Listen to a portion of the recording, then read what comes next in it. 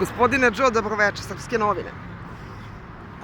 Koliko se svi sećamo, vi ste vozili bager i predvodili narod 5. oktobra 2000. Šta se promenilo od tada do danas? Šta biste vi promenili? Pa nisam, promenila se na gore, nije na bolje. U kom Sve smislu? na gore, pa sve. Prvo, ti ljudi ne bi ga nikad rušili, koji se predstavljali kao opozicija. Jer oni su svi dobro živjeli kod Miloševića. Dobili su stanove, kola, pare, obezbeđenje. Sve su imali. Međutim, oni su narod lagali. Radi se o tome što 24. septembar nije dobio ni jedan ni drugi. Milošević je dobio 38, a oni 48%. Pa su sebe proglasili pobednikom.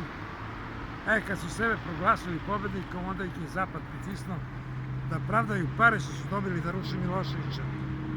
Oni nisu imali gdje nego zakažu 5. oktobar. Kad su zakazali 5. oktobar, imali su u planu da uđu u skupštinu, da zapale rezultate, se ne zna ko je pobednik. I rekli bi Zapadu da dođete vi pa ga rušite. Međutim, ja, pošto sam pratio one događaje u Rumuniji, iskustvom iz Rumunije, znao sam da Skupština ne predstavlja ništa, nego mora se ide na RTS. Da nisam otišao na RTS, tvrdim da ne bi od 5. oktobra, to je trebala bude repriza 9. marta 1991. Ali pošto sam otišao na RTS, onda sam ih iznenadio, dok je CIA bija KGB od UA do UA, ja sam završio posao.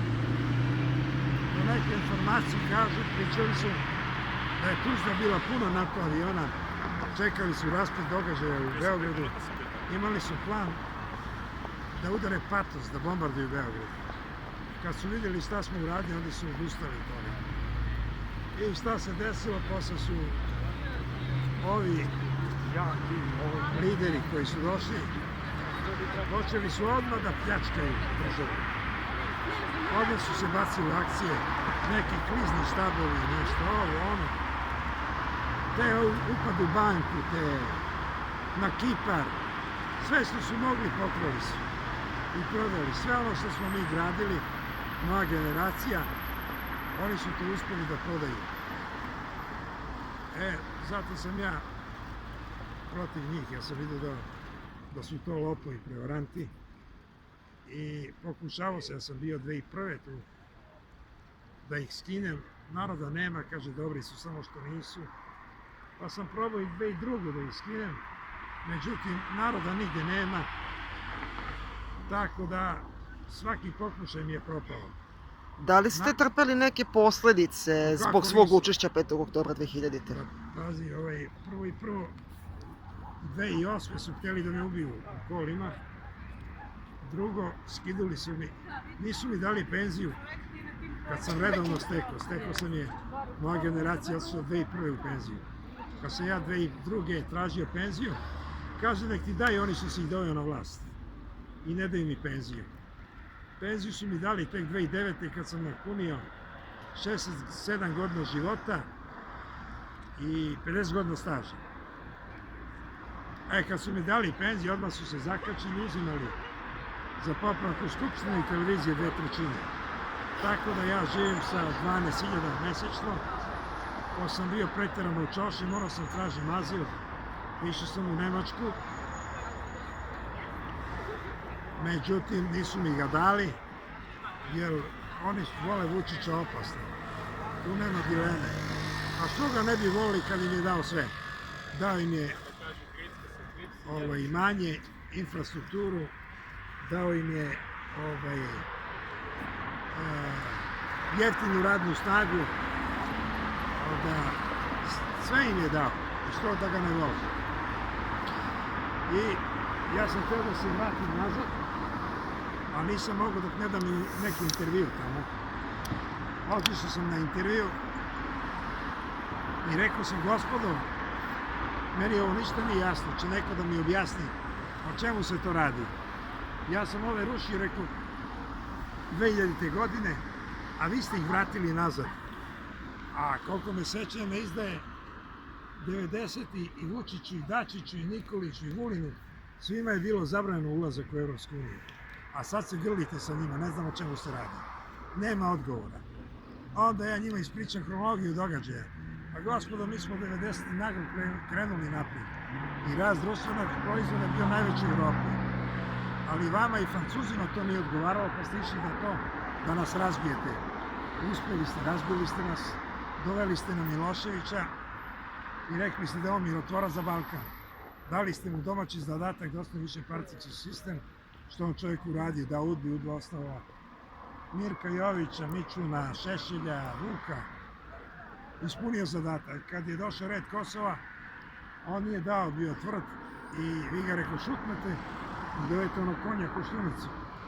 Njemu ste, gospodo, dali zadatak da izruči sve generale u Hag i da proda sve fabrike po Srbiji. Šta će Srbima fabrike, ne rada narod, ne voli da radi. Ispunio zadatak. Kad je došao red Kosova, on bio tvrd, nije dao, vi ga slomite i dovete Tadića. Njemu ste, gospodo, dali zadatak da rasturi vojsku i da istopi sve oružje. Šta će Srbima oružje, lud narod, će se pobije među sobom. Ispunio zadatak. Kad je došao red Kosovo, za Kosovo on se kolebu, hoće neće, vi ga sklonite i dovete Nikolića, odnosno Vučića.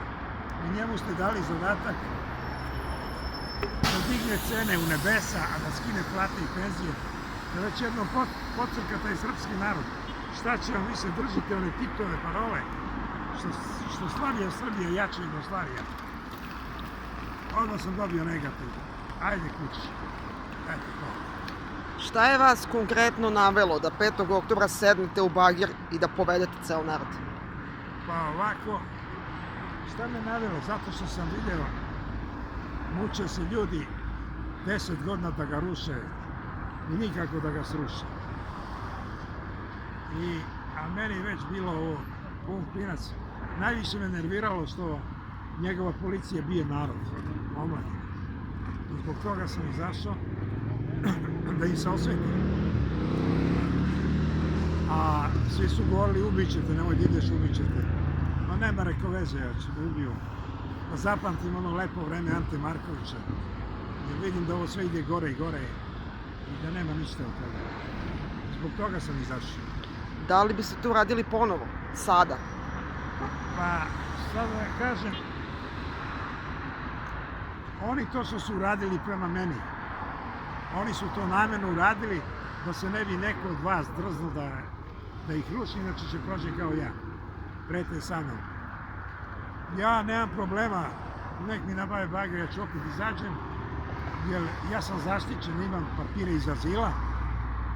Ako mi se nešto desi, ako bi me ubili, dao sam advokatu da tuži Evropsku uniju, što mi nije pružila zaštitu kad sam tražio, i oni bi dali porodici velike pare, a oni bi naplatili od Srbije. Hvala vam najlepše.